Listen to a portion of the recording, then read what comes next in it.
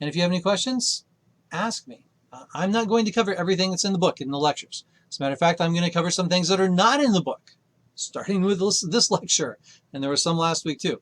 But I'm not going to cover everything, so you may focus on the wrong thing in the book if you're not listening to the lecture. On the other hand, everything that's in the book is fair game for midterms and finals. On the other hand, if you're not listening to the lecture, you may miss something that I'm focusing on that's not in the book. And everything in the lecture is fair game for midterms and finals. So both are required. Now, this is the interesting question that the book is giving you at the beginning of chapter 4. Which of the following is considered the most important value that parents in the United States should instill in their children today? And if you read those introductory pages, you know the answer. I'm not going to give it to you.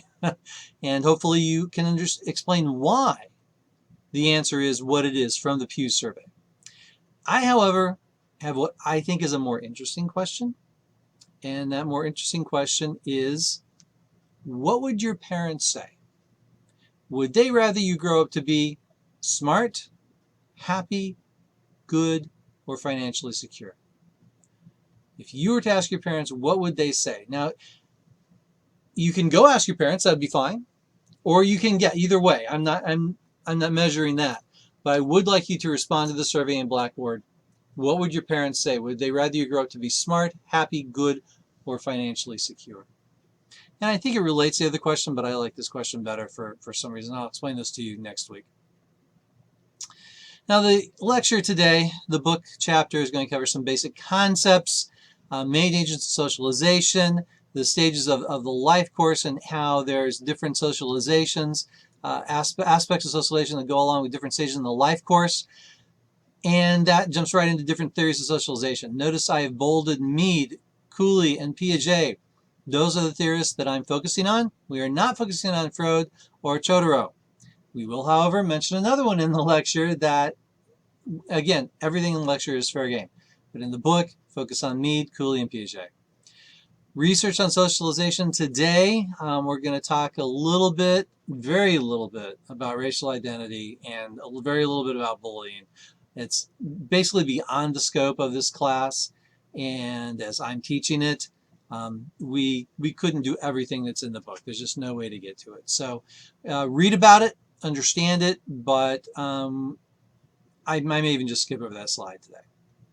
We are going to talk about some unanswered questions and give you the opportunity to do some thought experiments yourself, to talk about amongst yourselves about the unanswered questions in sociology. And keep in mind, one of these unanswered questions may be on the midterm, and I ask you to answer the question. How would you answer this unanswered question? So make sure you are thinking about those as fully as possible.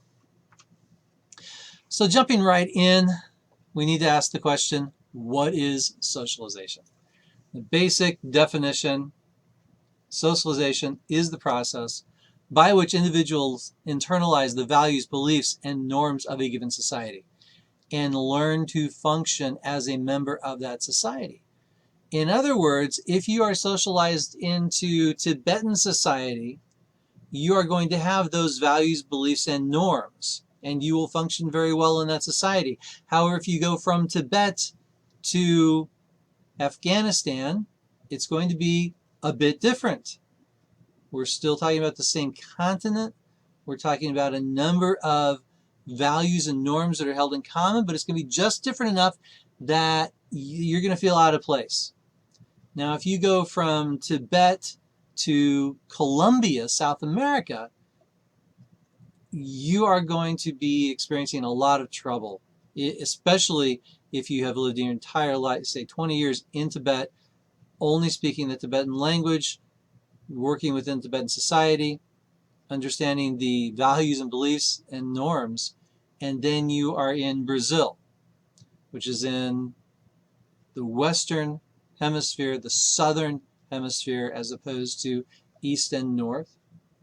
Different language, different foods, different values, different religious system.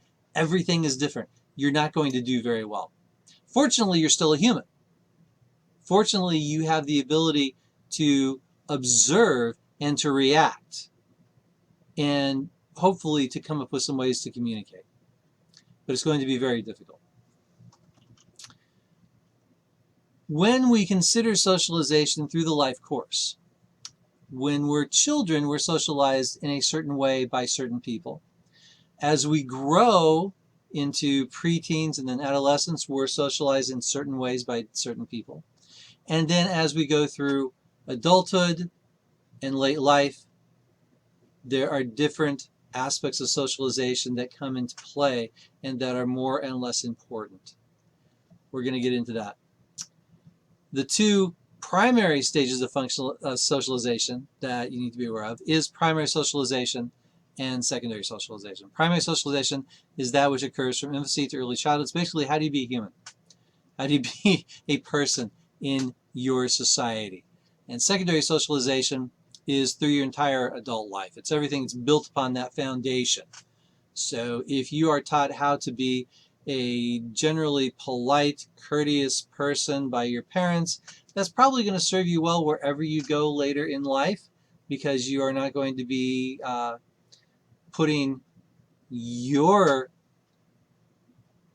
societal ingrained needs, wants, considerations, norms, values into play. You're going to be sitting back and waiting to see what other people do. And that actually is an American value of not being so headstrong. Now, other nations actually do look at us as being very headstrong and very arrogant. Yet Americans do value politeness and courteous and taking the step back. So it's an interesting balance we have to take. Hopefully you'll understand it better as we go through the lecture. Social reproduction should be obvious. Age of socialization, we're getting to that. Resocialization, alternation, and anticipatory socialization. And this is an interesting one that is part of one of the theories that we're going to be talking about, the Cooley looking glass theory.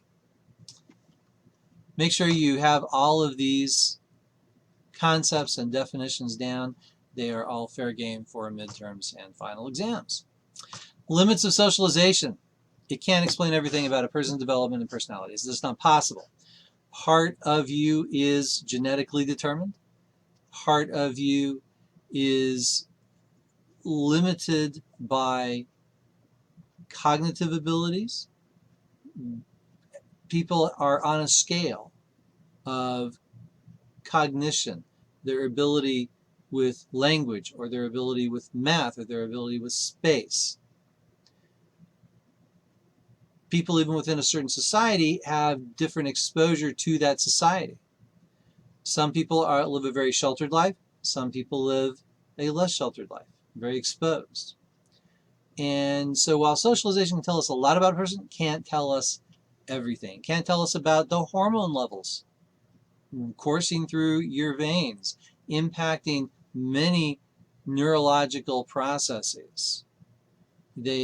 Socialization can't provide an understanding of the physical disabilities a person may have. Which comes first, the socialization of the disability? Well, generally in that case, the disability comes first.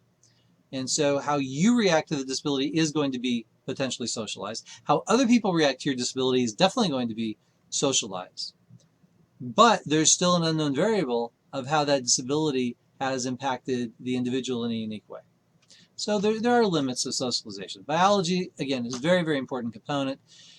And it's a combination of biology and social interaction that makes us who we are. It's not one or the other. It's not all nature. It's not all nurture. It's a good combination of both. You know, we can ask this question, what makes you more or less like your family members? You know, who do you look like? Well, that's pretty much biology. Personalities often can be traced to biology.